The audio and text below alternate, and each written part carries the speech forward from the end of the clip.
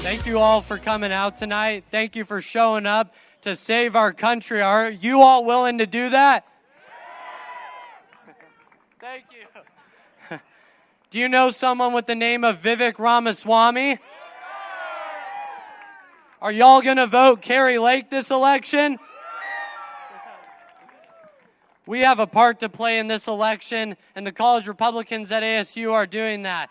If you don't know me, my name is Carson Carpenter. I am president of the college Republicans at ASU. And what we are looking to do is get the Sun Devils involved and let us win this election to make America great again, right? Now we have someone coming out next who's going to speak truth, who's going to speak to the youth, and he's going to speak like it is 1776. We have so much on the line. 2024 is our next founding father's creation. Every one of you needs to be a founding father this election. We need you to go out and vote early. Vote before November 1st. And I hope you all are getting involved in the college Republicans at ASU. Because did you all go to that Trump rally yesterday?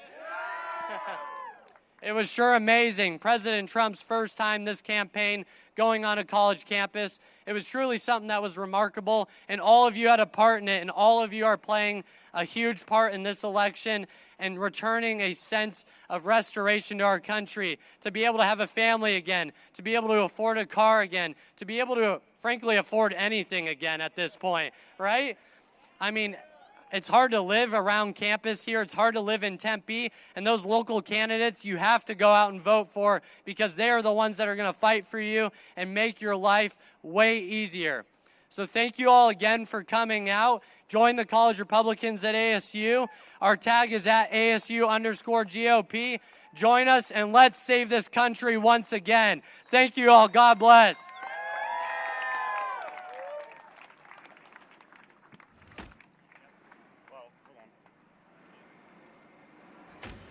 Ladies and gentlemen, you know him, you love him. He ran for president. He's now stumping for President Trump in Kari Lake. Please put your hands together for Vivek Ramaswamy.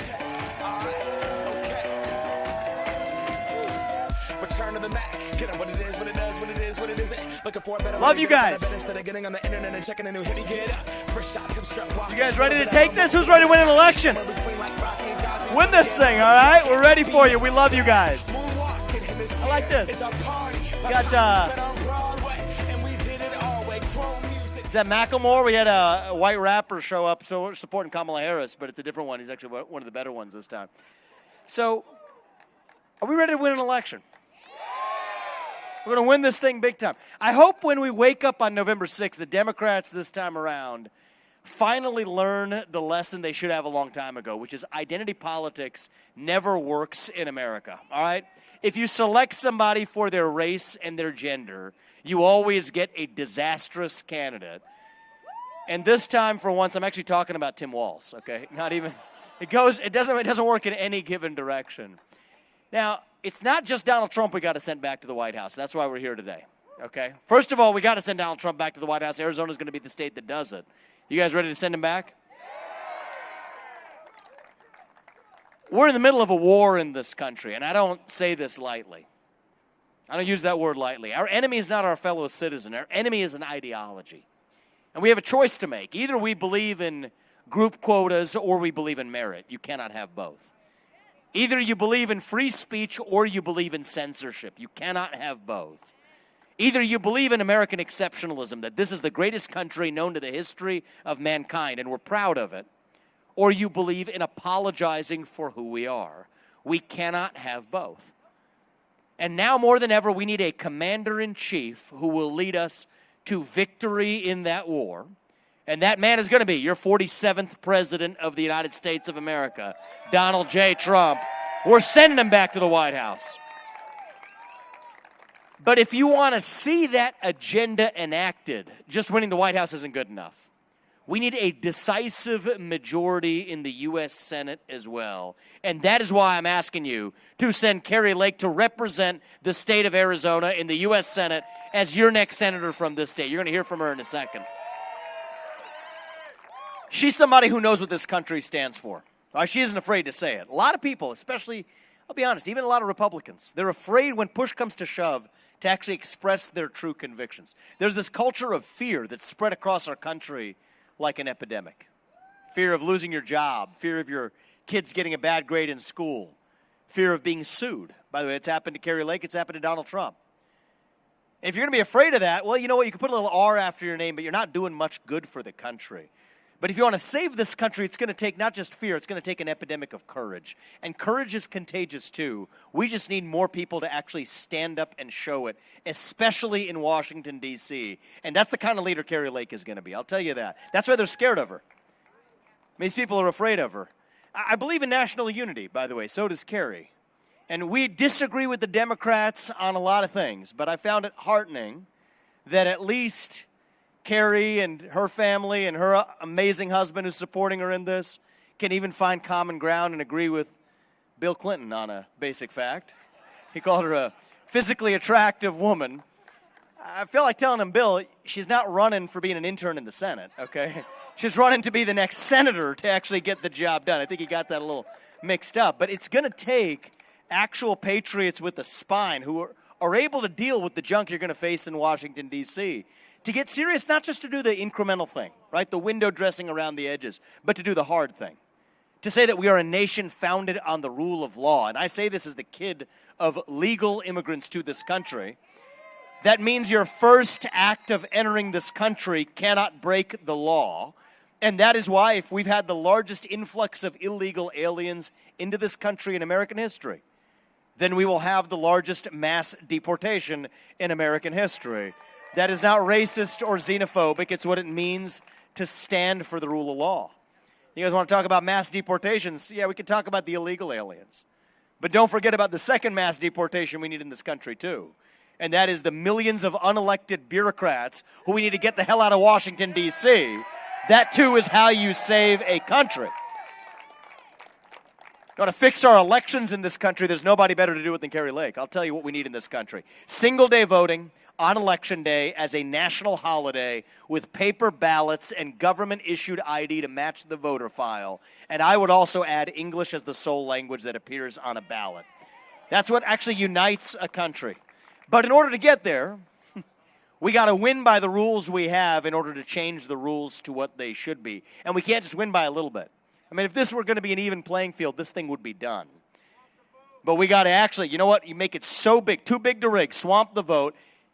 A landslide minus some shenanigans is still a victory, okay? And that's what we require in this election. So I hate saying this because I don't like early voting. I think we need single-day voting as a holiday. I think it brings us together. There's one day we take as citizens to say, this is our civic duty where we express ourselves and select our leaders. That's good for America, but it's not the case today. So if we want to get serious, not just about philosophizing, but about winning, sometimes you got to make a sacrifice and you got to do the hard thing. So if you don't like early voting like me, suck it up and do it anyway until we win this election and get it done. We're not just going to be victims. We are going to be victorious. That's what our founding fathers did, by the way. 2024 is our 1776. I see a lot of young people here. I'm glad to see that. It's your generation that's going to save this country. I believe that. And we're doing it for the next generation, too. A lot of our founding fathers, they weren't that much older than most of you in this audience. Alexander Hamilton was maybe 21, 22 years old at the time he helped birth a new nation. Thomas Jefferson was 33 when he signed the whole Declaration of Independence that set the ball game into motion. There were 56 of these guys who signed the Declaration. What happened to them? We don't often pause to ask. 12 of them had their homes ransacked and burned to the ground by the British until their deaths. 5 of them were captured and tortured by the British until their deaths. 9 of them died in the American Revolution. 3 more of them had their own kids die in the American Revolution. They didn't do it for them. They did it for us so we could be here 250 years later enjoying the blessings of liberty in the greatest nation known to the history of mankind. We refuse to be the generation that now squanders it. Yes, we are a nation in decline. Just wake up and look around, guys. It isn't the America that we used to know and love as the shining city on a hill. We are a nation in decline, but it does not have to stay that way.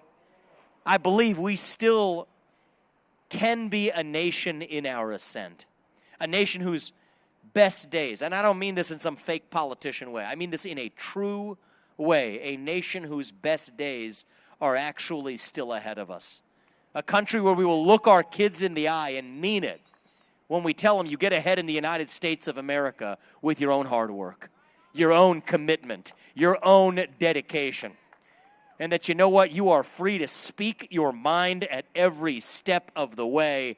That is the American dream. That's what we need to revive. And as conservatives, let me tell you this. November 5th that's coming up, that is not the destination. That is the start line. That is the start line for our own new agenda that we're taking. I met a man just shortly before this event. I don't know if he's still here. Is Matt Waltz still here? There you are, my man. First of all, I knew he was a good man because he's wearing, we got the black MAGA thing going on. I'm a big fan. Dark MAGA. He's got gold MAGA going on. It's a pretty good hat. You can't see it in the dark. But Matt, just I hope you don't mind me just sharing your story. Businessman, successful leader. He's helped support great political causes, helping support Kari Lake. But he was telling me about something that had nothing to do with politics. Actually, it's in the state of Arizona. People should know about it. It's called New Freedom. Was that the name of it, Matt? New Freedom. I want everybody to know about this. Right? This is something every conservative should support. Kari Lake supports it. It's a nonprofit, it has nothing to do with politics. But he takes the time and effort to make sure people who have done their time, who have actually been convicted but also served their time, are able to actually become productive citizens in this state of Arizona. We don't want, after you've served your time, after you've done the maximum penalty that you've been put in prison for, it's not in anybody's interest to have them go back and serve more time in prison. And this man, has, despite his successful business career, has taken time out of his busy schedule to found a nonprofit that's effectively become quasi his day job. That's what we stand for as conservatives. It's not just that we're running from something.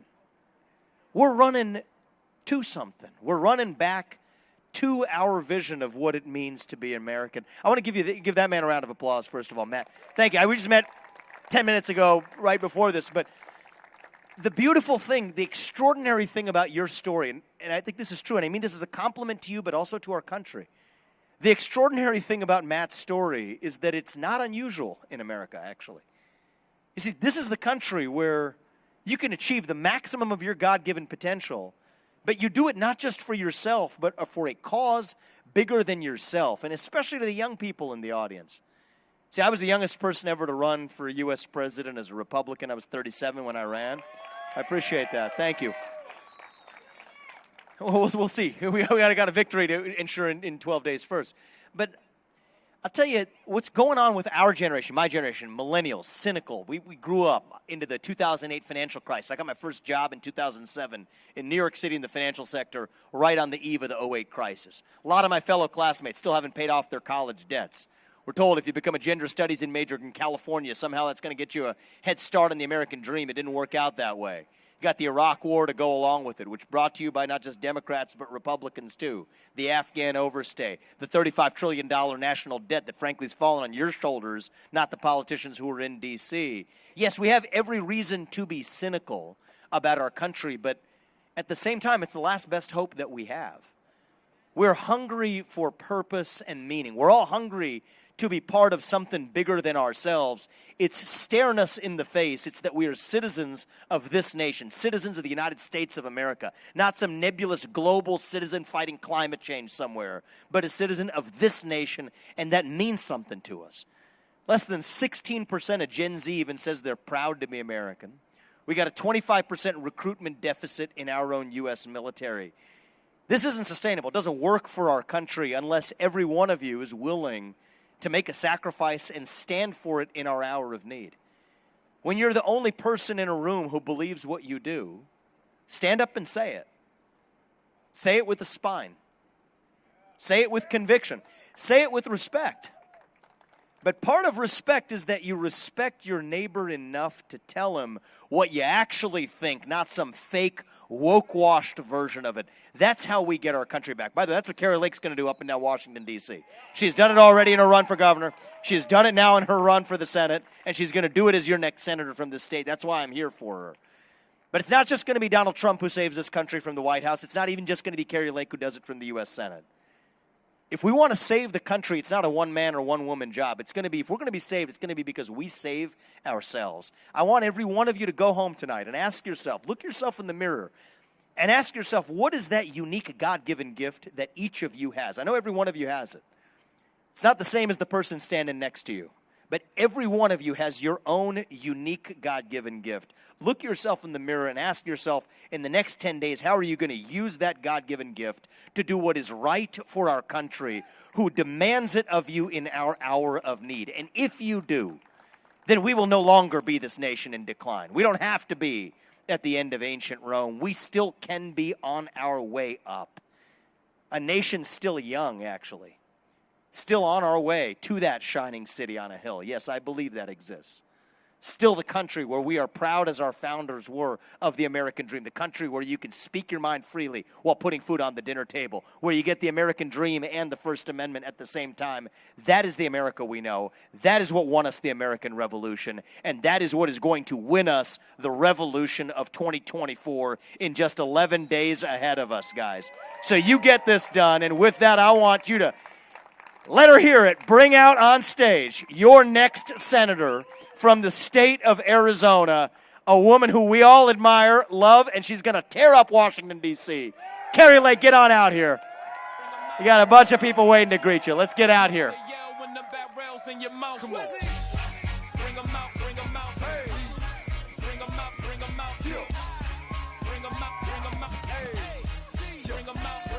What do we have?